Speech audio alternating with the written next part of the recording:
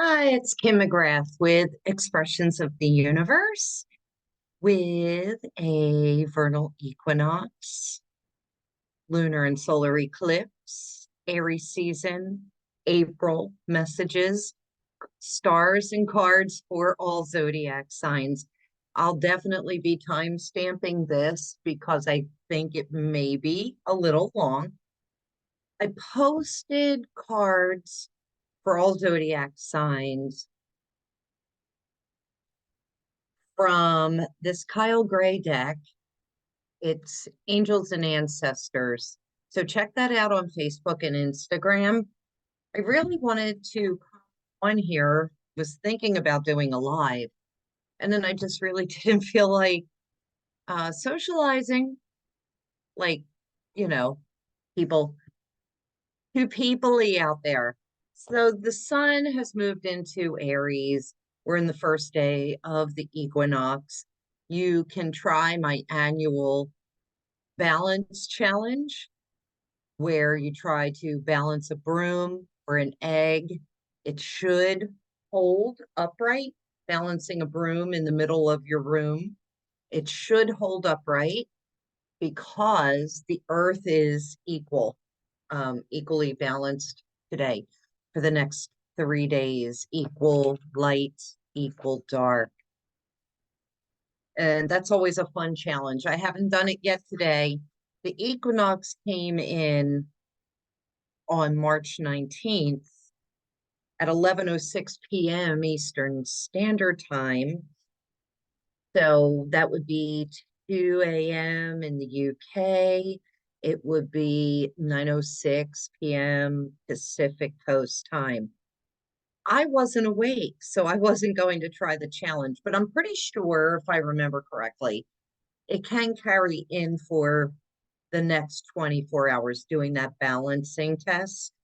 Um, yeah, so it's also International Astrology Day, the vernal equinox, first day of spring in the Northern Hemisphere, autumnal equinox, or the first day of autumn in the Southern Hemisphere. What else is it? It's also the astrological new year. So, yeah, we do have January 1st as the calendar new year.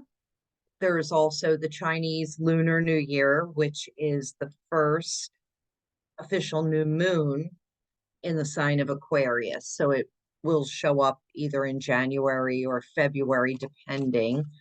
And then we have the astrological new year, which is always the first day of spring, the vernal equinox. So I like to be fair and talk about the different hemispheres. However, the majority of astrology is all based on Northern Hemisphere calculations and the different things that we do. And that's just the way it is or has been, because everything is opposite in the Southern Hemisphere. What else is there for me to say? We do have a full moon in Libra with a lunar eclipse coming up on Monday, March the 25th. I feel like I'm so out of sorts because I haven't really been doing this that much. That's going to be huge, very relationship oriented. It is in Libra, depending on your pronunciation. It is at 5 degrees, 7 minutes. So you will want to look at where does Libra show up in your chart. For example, it's my sixth house. So that's, you know, the service that I do to people. It's my health, mental, physical, spiritual health, small animals. What else? It is typically ruling the seventh house. Yeah, like I'm not feeling the flow today. And I'll show you an example of what I mean by how things show up in your chart, where they show up in your chart. So it's important to know what your chart looks like, which houses the signs occupy. I do have an Astro 101 tutorial on YouTube. You can look that up. It'll show you how to pull your own chart. And yeah, so lunar eclipses, they're the beginning of the season of shedding. Eclipses typically have endings of chapters so that new chapters can begin. With the astrological new year and the ingress of the sun moving into Aries, that's new beginnings. It's the start of something brand new. And so, what I wanted to of the soul. So the spiritual lesson of eclipses, it's a metaphorical event. It invites reflection on the balance of light and dark in life. Um, the eclipses can represent the times when uncertainty, loss occur, or we're coming out of a loss, so we need to have time to reflect on that. And so that's why it's important, I think, to see like where these eclipses are occurring in your chart, because that could give you a narrative or a flavor for what is happening, where to expect those occurrences to occur, where you need to reflect a little bit more on. With the lunar eclipse, it's more emotional, whereas solar eclipses are more mental. Lunar eclipses can reveal energies that help people complete a journey and shift their course. The shifts don't happen all at once. You have to remember too that eclipses run on an 18-year uh, uh, synodic cycle. So you can look at what happened 18 years ago. It will mirror this eclipse, this lunar eclipse that's coming up. Then you could also look at it in half segments, the 9-year, or even have that again, the 3-year, 3, 9, 18. These eclipses run in cycles and they hit in our chart at those same exact points. So if you go back 18 years, there was a lunar eclipse in Libra at 5 degrees 7 minutes. What was going on in your life? And then you could go back another 18 years and so on. But that's depending on your age. That's why I say break it down maybe into 3-year segments or 9-year segments, because those will be the squares and oppositions of the eclipse and how that showed up, following the eclipses. The eclipses, especially the lunar eclipse, is a great time to do shadow work. It's very potent energy released by an eclipse, both emotional, it's positive and negative. It can be heightened, and mishaps can happen more easily. You could talk to any emergency room, or the police always say that full moons and eclipses, crazy off the hook. So therefore, during this time, it's important to be especially mindful of our thoughts, our words, our actions, especially with the sun being in Aries. It could make us a little impulsive. So try to slow your roll down during the next 2 weeks so that you don't have any accidents or falls. What else did I want to touch on with the eclipses? It just went right out of my mind. Maybe it'll come back to me. Let's see. Can't remember. Oh my goodness. Um, yeah, sorry.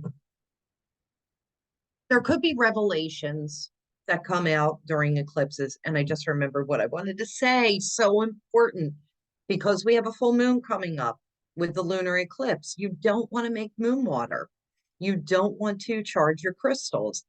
Eclipse energy is considered chaos energy. You don't know what you will get. So if you want to create unknown chaos in your life, go ahead, charge that moon water and drink it.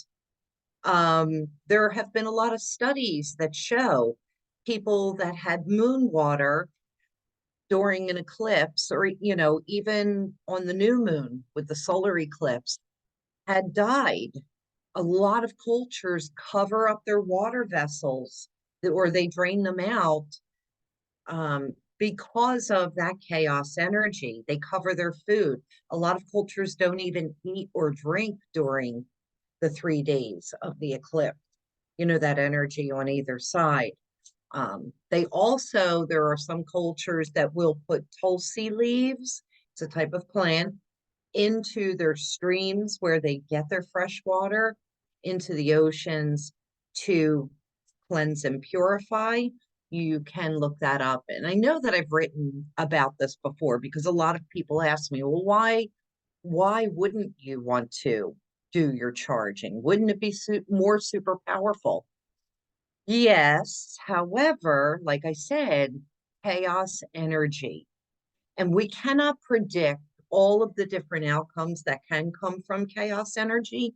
I know that there are metaphysicians, witches, Wiccans that work on that darker shadow chaos energy. Go for it. I'm a believer in karma. Whatever you put out is what you're going to get back.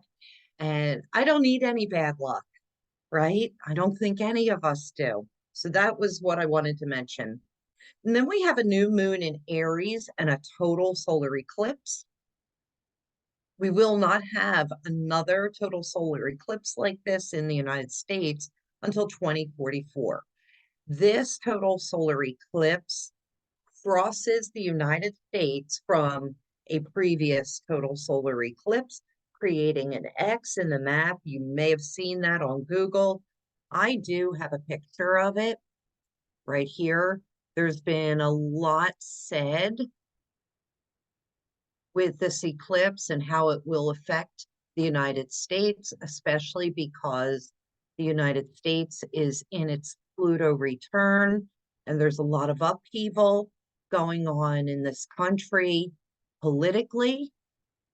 And so I don't know. I try to keep on the positive, but the astrology really does appear to be volatile and warlike.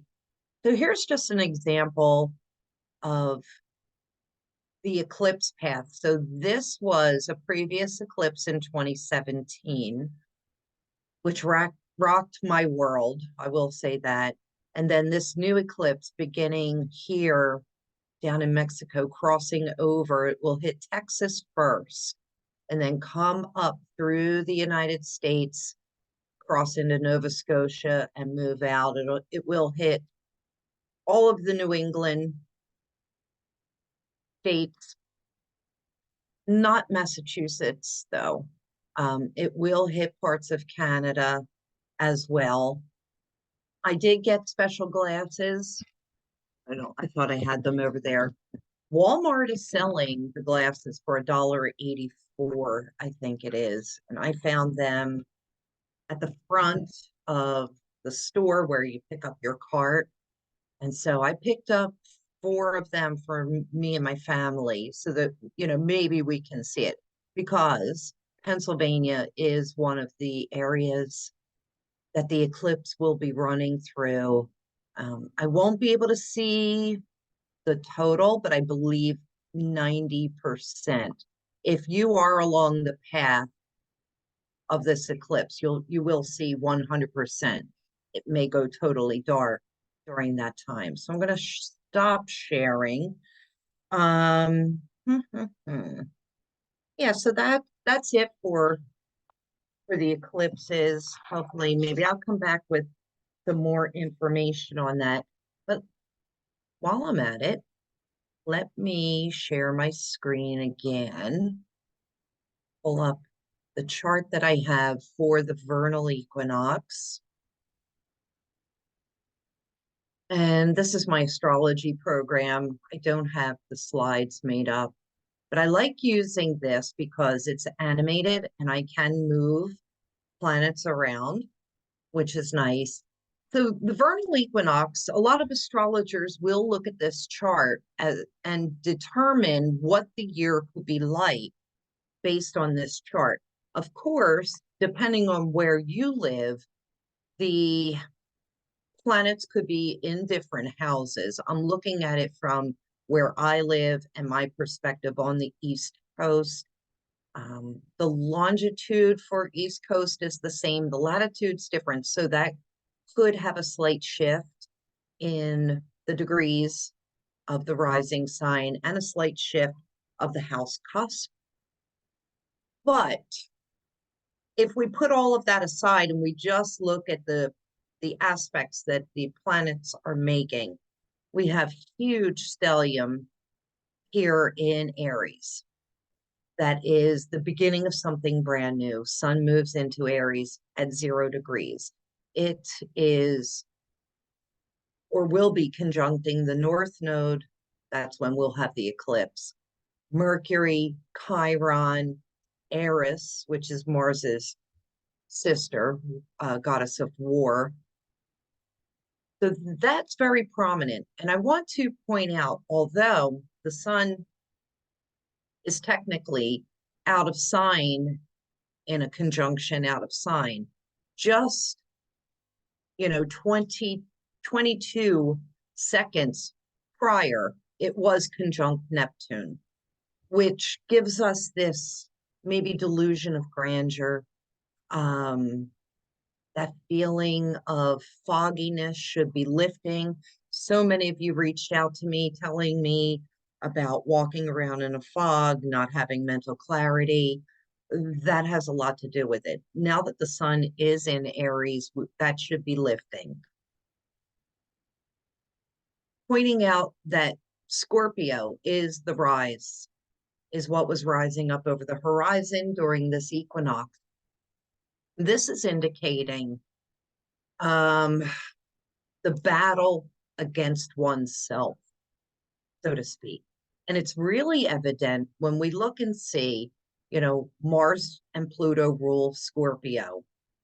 Aries, which is that vernal equinox sign and the beginning of the astrological new year, is ruled by Mars as well. And we have Mercury and Chiron here conjunct.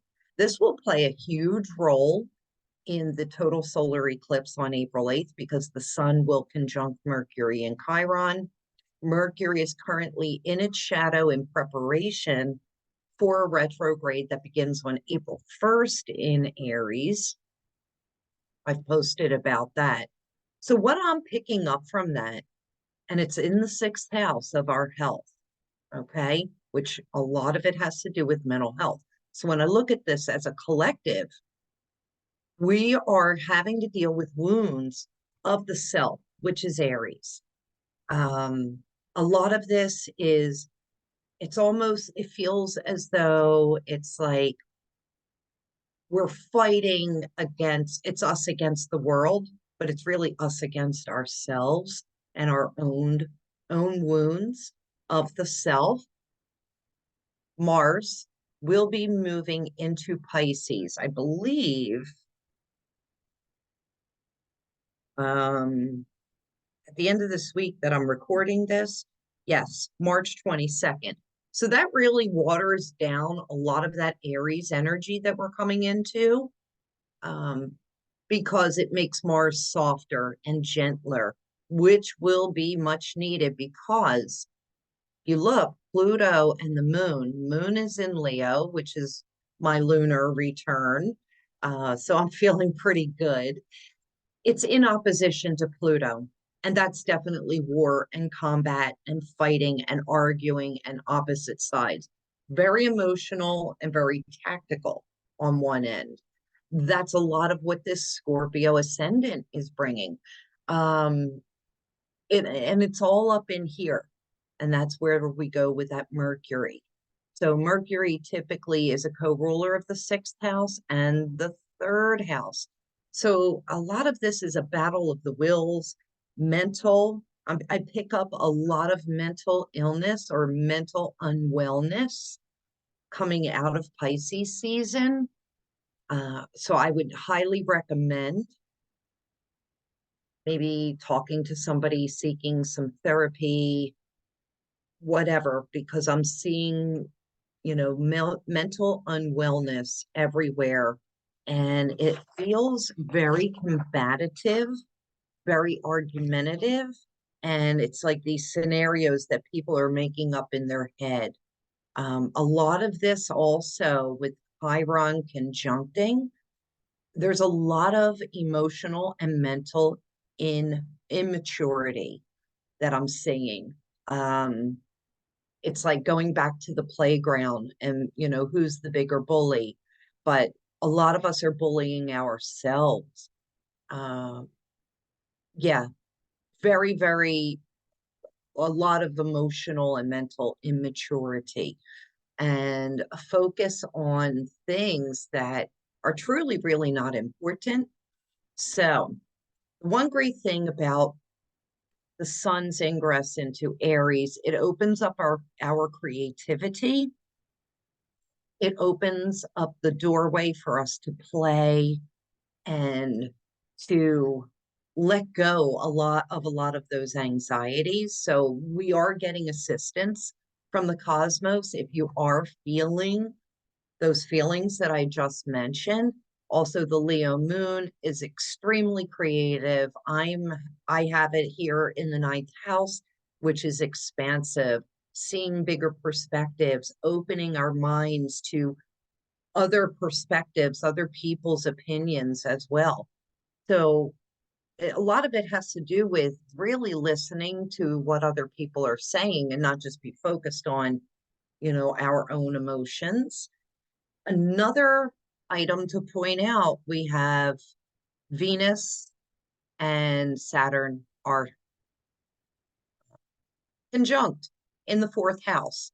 So I feel like there's a lot of tension in the home, especially because although it's not conjunct, Mars will be conjuncting this by the end of this week that I'm recording.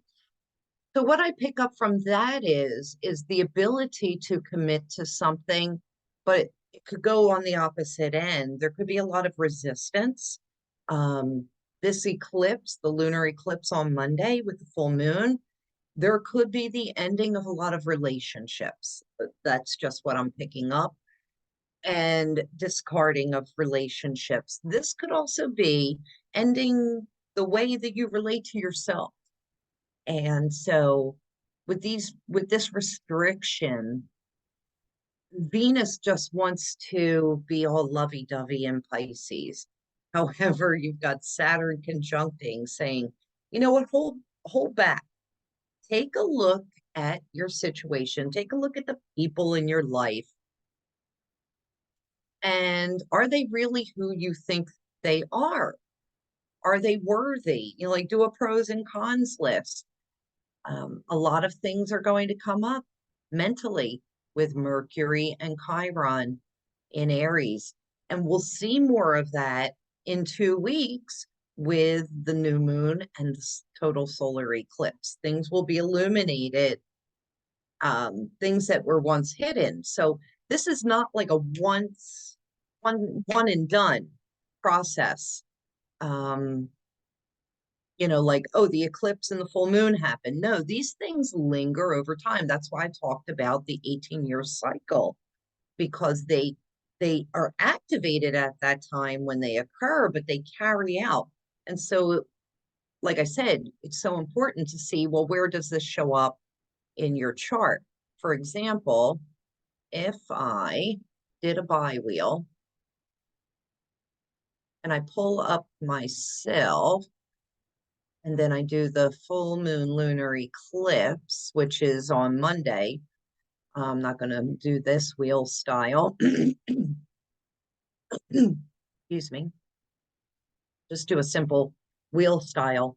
So on the inner wheel, that's my birth chart, and the outer wheel is the chart for the full moon and lunar eclipse.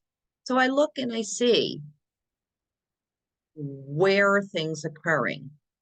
Um, the the moon will be right on the cusp of my 5th and 6th house, the sun on the 11th and 12th. The majority of this stellium is in my 12th house of past life and self-sacrifice.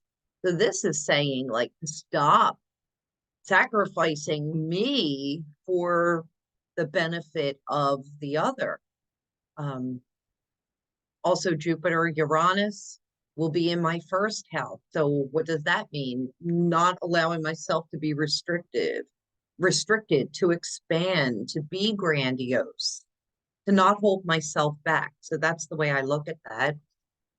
Also, too, we have Pluto up here in the ninth house, change and transformation, maybe in the way that I'm learning, what I'm learning, where am I going? Am I traveling? Maybe I need to visit new lands. So that's what I talk about. Well, when I say, where does this show up in your house, in your houses, in your chart? Could also take a look at the bi-wheel for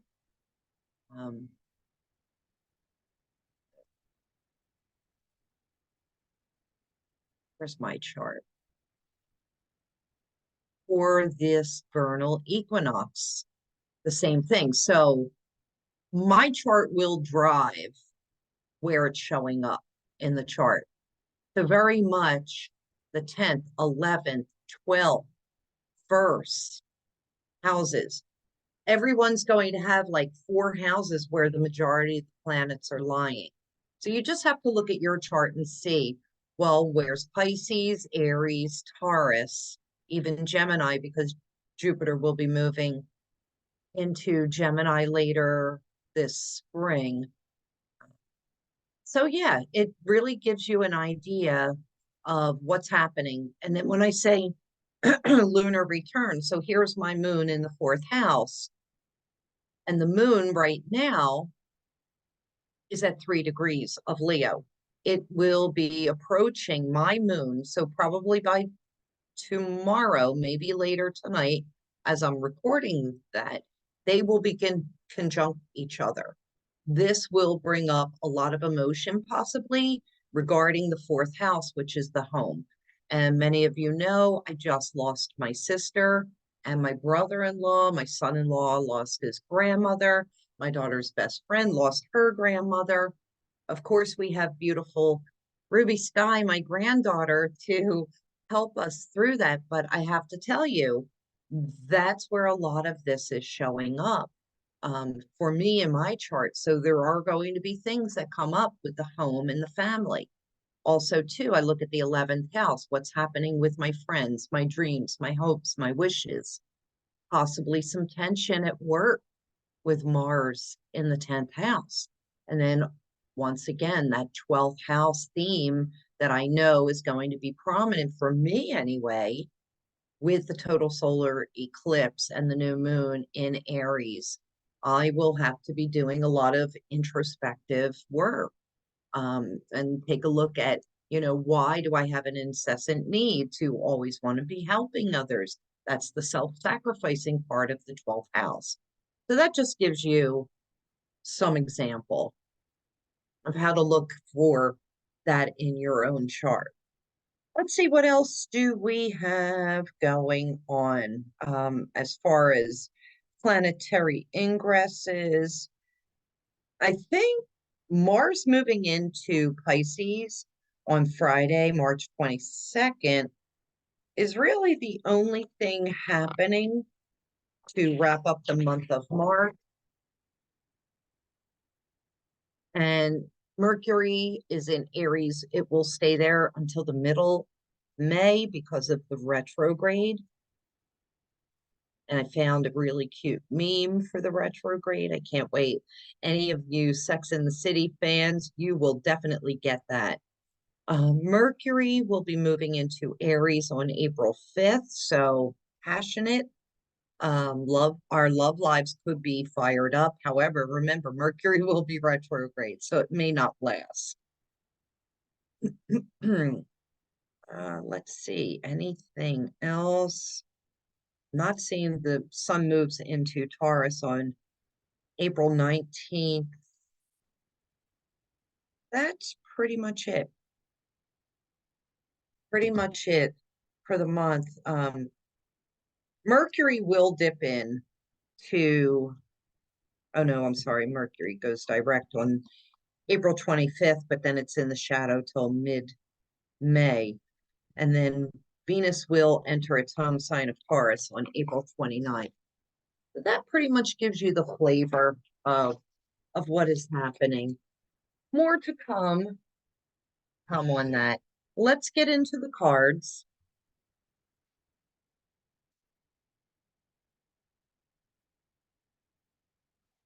So I wanted to use this Inner Child and Beyond deck, and it is by, I know it was a handcrafted deck by somebody local because she brought a bunch of them into the shop that I do some readings out of. Nina Mongan, I can't pronounce her name. I'm going to put it up here so you could see. All right. So I know she's local here in Pennsylvania. She brought a bunch of these into the shop and asked if my friend Honey could sell them.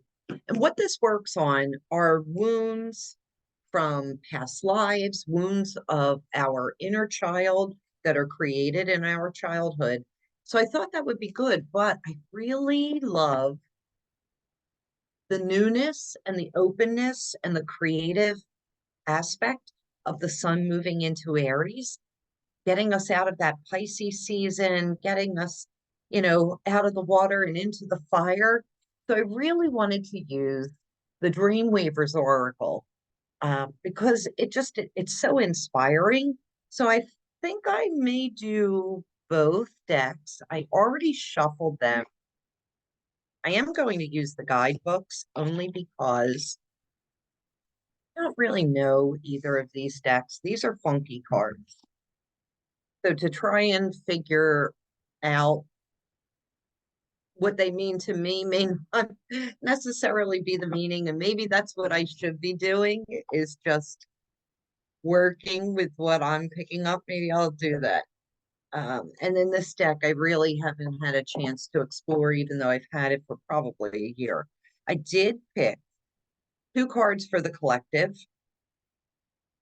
and they are, for the inner child, it is coming home.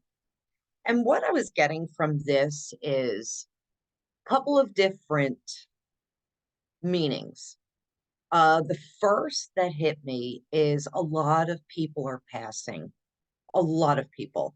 I mean, just huge amounts, close to what I saw in 2018, 2012. I don't know if it's on that high of a level, but a lot of people are passing. So they're going home, right? And then we're starting this brand new chapter without so many of these people in our lives, but also the coming home talks about getting back to Mother Earth, coming back to Gaia, and getting ourselves grounded so that we can be inspired, so that we can heal mentally and physically and emotionally. That's really what a lot of this coming home is about. It's reconnecting with nature. And what a perfect time with it being the beginning of spring. So that's what that card represents for all of us. And then the Dreamweaver's Oracle, I love this. It says, when a witch must drink their brew. And I loved the symbolism of the crows.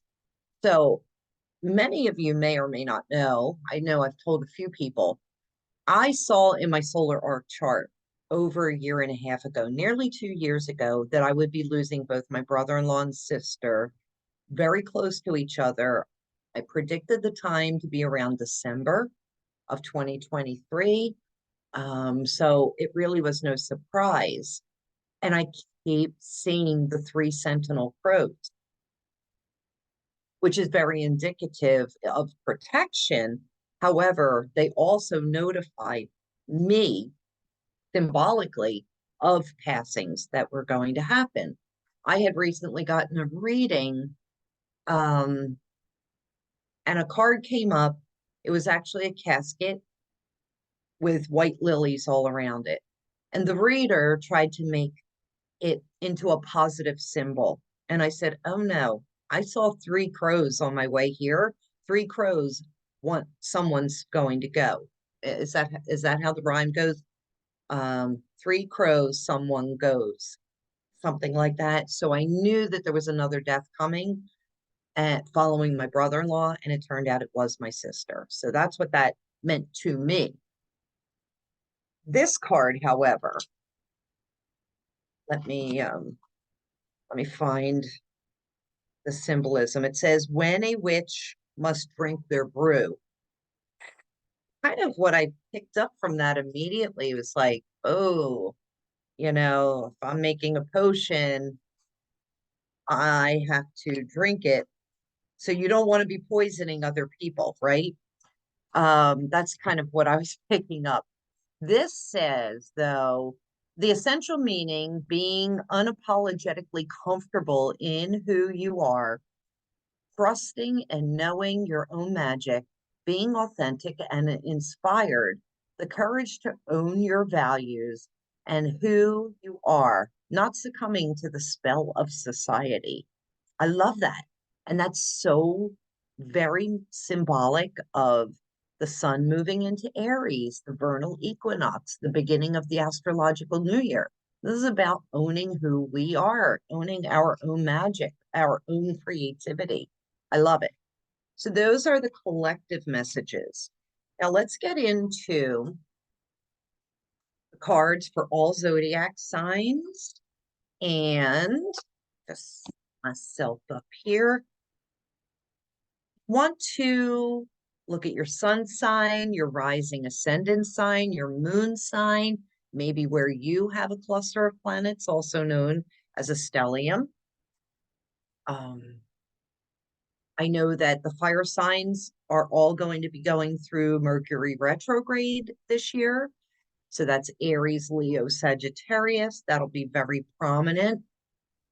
So you may want to look and see where those places are in your chart so that you know. And we'll start with Aries, suns, risings, and moons. So the inner child card for Aries, it's about community. And this is really great for Aries because we're in that Aries season right now. I talked about the Mercury and Chiron and the inner wounds, the wounds of past life, the wounds of our childhood, even.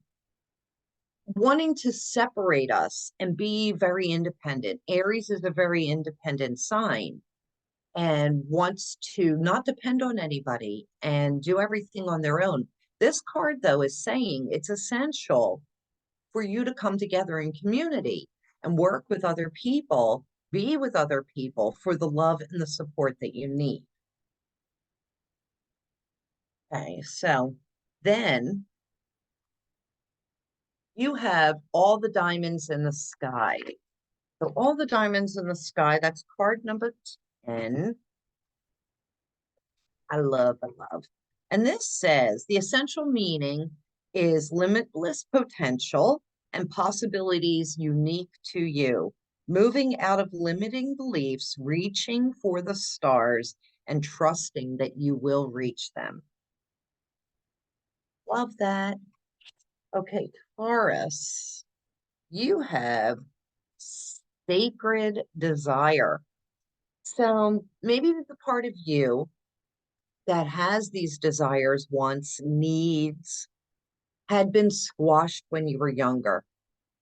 Now is the time for you to honor the things that you want, desire, and need, Taurus, and go for them because you want to heal that little child part of you that was told no. And now that you are grown, you can tell yourself yes. And your Dreamweaver Oracle card is, if the fox can't find his tail. I don't have to look that up because I know that means it talks about how a dog or a fox will run around and chase its tail, drive itself crazy, even overthinking everything. but I will look up the essential meaning. It says digging deep into your own authentic knowing, avoiding compromise, stop chasing your tail. So you really need a lot of clarity to get clear on the path that you want so that you can stop running around in circles. It says if a fox can't find its tail, it might be because he's chasing it or chasing the wrong things and looking in the wrong directions. So I think that's really that's enough symbolization. Hopefully, Taurus, you will do some deep meditation on that. For Geminis, we have the father. So, were there wounds of the father? I'm a Gemini. Yes, there were, because my father left my mother when I was 6 weeks old because my grandfather told him to. My grandfather was my male figure growing up, but maybe there are some wounds of the father that the Geminis need to look at a little bit further and heal those places. Let me see if I can elaborate on that with the guidebook. And it says, this card invites you to bring your relationship with your father and the divine masculine principle into balance. All right, so where that first card for the collective about coming home, that's divine feminine. This is divine masculine. Are there wounds with the divine masculine in your life? And your dream weaver card, it says, when coyote calls your name, went like that. When coyote calls your name, it is card number 3. So I'll go to that page.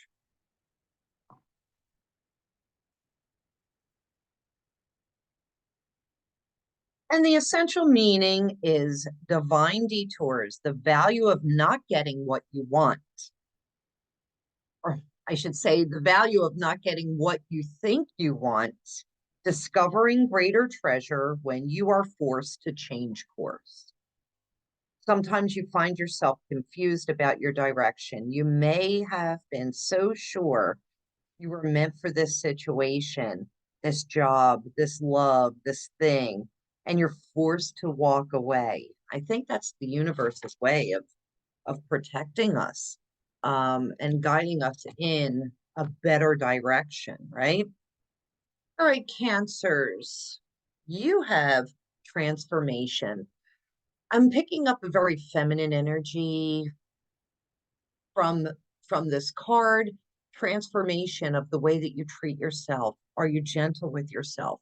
Transformation of body, mind, and spirit comes along with what I'm picking up in this card, especially with and on the full moon lunar eclipse in Libra that's happening on Monday the 25th. And your Dreamweaver card is what the sunbeams have to show. What the sunbeams have to show. So that automatically tells me that what you may do a deep dive in on the lunar eclipse will be revealed on, some secrets will be revealed on the solar eclipse. Opening your eyes up a little bit wider, trying to get to the appropriate page. Okay. All right, the essential meaning is gentle illumination on things needed in order to progress. Truth revealed when you are ready. Curiosity, a flicker of an important idea will come to light. I love that. So don't get frustrated. Everything will come to you in the right time, but I think you need to get past the lunar eclipse, which will make you feel blocked. And then things will start to open up on April 8th with the new moon and the solar eclipse. Leo, you have journey. And aren't we all on a journey? I want to go to that page, actually, just for some clarity. Tending to your inner child is a hero's journey. If you hold these cards in your hands, you have heard the call and answered it. So if you're here watching this, you've heard the call and you're answering it. There are 3 phases in this journey: the departure, the initiation, and then the return. And know that they all come in that order.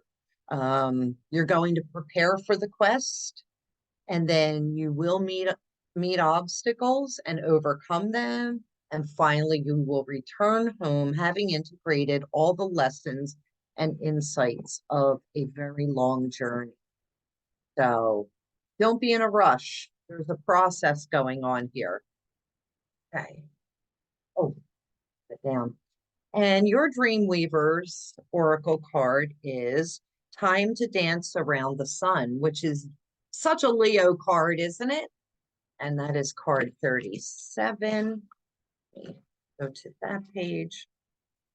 Speed things up a little bit, right? Okay. Time to Dance Around the Sun.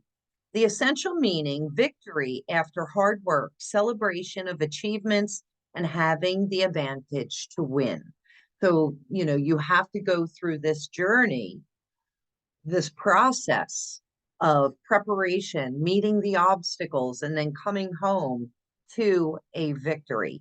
When it's time to dance around the sun, you can be sure of sweet victory in all your endeavors. So that's a great fortune for the Leos for the year of 2024. Love that. Virgos, little virgins, you have the grief card is coming up. So you may be needing to process quite a bit of grief. And I have to tell you, I was just thinking the other night, what is going on with the Virgos? Because I know so many Virgos right now that have gone through massive amounts of loss. Some just so unfathomable and insurmountable. I'm thinking about my one friend, Suzanne, who needs all the prayers in the world. She lost her mother, then her father, and then her husband just the other night. And she's my age. And I just can't even imagine what she's going through. So Virgos, this card is perfect because that's what I was picking up. So Virgo suns, risings, stelliums, could be me, massive amounts of loss and needing to process the grief during this time or even during this year.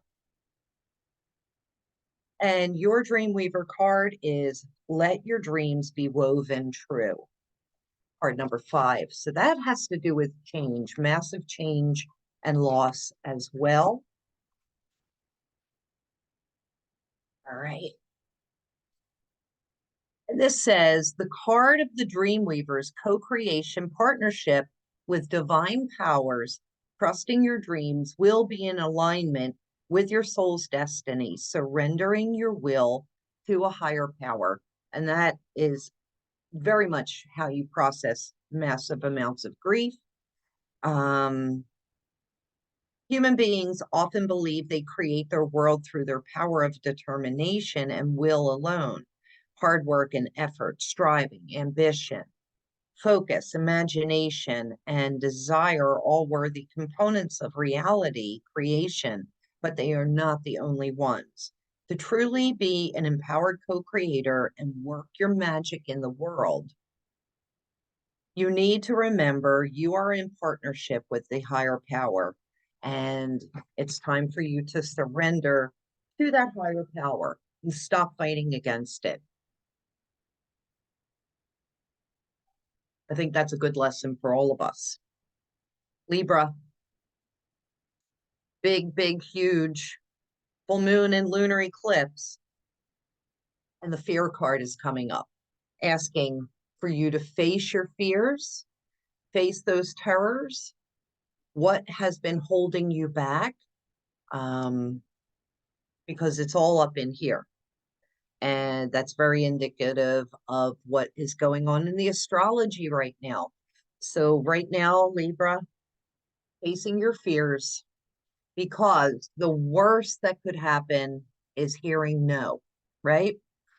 Your Dreamweaver card is, if the river flows this way, if the river flows this way, let's put these over here so that you can see them better. The essential meaning for this is the importance of going with the flow, feeling the sense of being one with the currents of life, trusting you will never drown as your destiny wants you to go this way. So pay attention to the signs. Stop forcing situations to happen if they're not happening. Keep going down the river, keep flowing with it. And that's also what I was trying to say with the Virgo card. It's like, if we're forcing situations to happen, they maybe could happen, but they won't have any longevity. So just be mindful. Things that are meant for us should come to us and stay with us with great ease and comfort. Scorpio, all about the ancestors. Well, isn't that true? Tapping in deep to that other side, the other world, getting the answers that you need from your ancestors. You have to ask them for that. This is also a great time for you to heal the wounds from past generations that maybe have been passed down onto you, which will then heal 7 generations in front of you. So when you do the work on yourself, you heal 7 generations before you, 7 generations after you. Your Dreamweaver card is painting joy across the sky. I know my artist friends would love that. This is card 23. So that does talk about changing things. And I'm thinking it has to do with perception and the way that we see things. So Scorpio, joy in all forms, loving life, being grateful, sharing joy, and a reverence for all life. Life can be a sticky place some days where safety and trust may not come easily. This sounds like a Scorpio card. How do you trust a world that is changing so rapidly, where people seem more and more disconnected from each other? Nature and spirit want to bring you back together again. So get out in nature, and it will help you to connect with the world. The wounds about trust are possibly what you need to be working on. Sagittarius, this is the embrace. Let's see, this is card 23. So that is about change as well. I have to say, the embrace. What if we never left the garden? The card invites you to embrace yourself with compassion and to see the beauty and tenderness within you, just as respectfully as you witness the beauty all around you. Oh, I love that. And your Dreamweaver card is card 35. All the threads of fate must bend. That's interesting. Card 35. All the threads of fate must bend. That sounds pretty huge for this year. The essential meaning is about being flexible, cultivating resilience, and adaptability. There's no such thing as a situation that is perfectly set in one state of being. So this is just asking you to remain fluid and give yourself a lot of love and compassion, Sagittarius. Capricorn. It is the card of love, my favorite number, 44. And this is just about having love for yourself, really, truly loving yourself, Caps, knowing that you are worthy of all the love in the world. When you do have love for yourself, others will pick up on that. They will feel that and reciprocate in kind. Your Dreamweaver card is When the Birds Sing Gratitude, card number 31.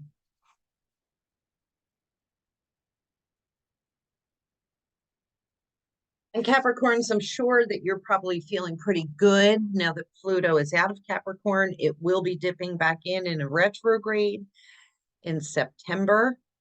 So hold on to your hats because you're not out of the woods yet. The essential meaning here is gratitude as the essential power of manifestation, as is love. The law of praise, say thanks in advance for all the goodness in your life. I love that. Aquarius, coming to the end. This is destiny. I love that. Let's see what this has to say real quick. You are on the right path, always and no matter what. I often hear spiritual teachers or healers telling others they need to have a stronger connection with source or meditate more. While well-intentioned, this advice isn't always helpful. We're always connected to our soul's guidance and to ourself. Nobody can hear your own inner voice better than you. And that's a good point to bring up because you will wind up in the same place, no matter if you go left or right. It just might take you longer to get to those destined places. But I am such a believer in astrology and that being the map of our lives. How else could I have seen that I knew my brother-in-law and my sister would be passing together very shortly apart from each other, which they did. And I was only off by a month in timing, really. Well, my brother-in-law did pass December 29th. We had his funeral in the middle of January, and then my sister passed 6 weeks later. So astrology is extremely accurate if you have a correct birth time. It's really crazy. And that's just one example, right? Okay, so your Dreamweaver card for Aquarius is number 30. Beyond your fears, the weavers dance. Beyond your fears, the weavers dance. Card number 30. The essential meaning here is the negative effects of prolonged fearful thoughts, moving out of fight or flight, freeze, being courageous in spite of your fears. Beyond your fears, the dream weavers dance, weaving the beautiful patterns of your life into the great weaving of all life. Fear, although worthy, a worthy self-protective emotion, engages your fight or flight freeze response. And then this trauma response, which also includes submit or cry for help, is not meant to be sustained for any long, prolonged period of time. So this is just asking you to work on those fears, those anxieties, because it will actually make you very unwell and sick and cause even more issues. So that's part of, I guess, that destiny card, worrying about where you're going to end up, when you're going to end up, and then working with the fears that are surrounding that. Last but not least, Pisces. Oh, this is gorgeous. Entanglement. See what that says. Pisces, entanglement. We're born into a story that has already been told. Oh, wait, that is already being told and has been told over many generations that we must untangle the threads that keep us bound to the limitations of the story in order to step into our lives as an empowered adult. Okay, so what I'm getting from that, and this is so true. I just had something like this happen. So, we get family stories passed down of how things happen and, who was involved and this and that.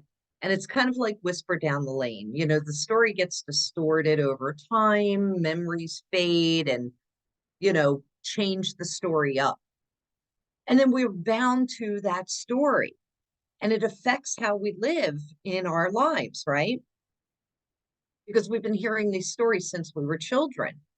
The key to this card is to untangle those threads of those stories and discard them so that you can begin a new story. And it would take too long for me to explain, but I was told this story my whole entire life, and I discovered upon my sister's passing that the story was never true. And that was profound on me because it affected me directly. And I was like, holy shit, it was never true. It was never true. And I believed it because I was told that story. So I was able to untangle those threads and be like, oh my God, this never happened. I mean, that's just one example, right? So I think a lot of us could benefit from untangling our stories. Your Dreamweaver card is card 22. That's master number, surfing rainbows on the moon. Surfing rainbows on the moon. Card 22. Ah. No, it's taking a long time, but okay, surfing rainbows on the moon. The essential meaning, the power of imagination when led by inspiration and intuition, the source of innovative thinking and being playful. And so stop being so serious, come back to reality. You're at a place where no matter what your inquiry, the answer is the same. It's time to be playful. Let curiosity lead and allow your imagination to help you dream without limits. That's what I've got for y'all. Hopefully this will carry you at least for the next week or so. And, you know, hopefully things will be calming down in my world around me and I won't be having any more chaos. And yeah, I wish I would have mentioned this at the beginning of the video. However, if you don't know, I do have a new booking calendar system with a ton of different services and offerings. It goes through PayPal, but I do have Venmo that is available. I have a special for returning clients. So if I already have your chart on file, check that out. And then my biggest ad is Astro Fertility Services, using astrology to help conceive and carry a pregnancy to term. My own daughter is the recipient. Ruby is the result, I should say, of my astro fertility after trying for 2.5 years. I currently have a 100% success rate. But generally worldwide, astro fertility ranges at about 85% accuracy. There are a lot of factors involved, obviously. But check it out. Go and check out my blog at expressionsoftheuniverse.com. Check out the services. There is a coupon code on Facebook and Instagram pinned on both of those pages to get 10% off any type of service. I think that's all I got for you. Until next time, happy astrological new year, happy spring, and I'll see you all soon.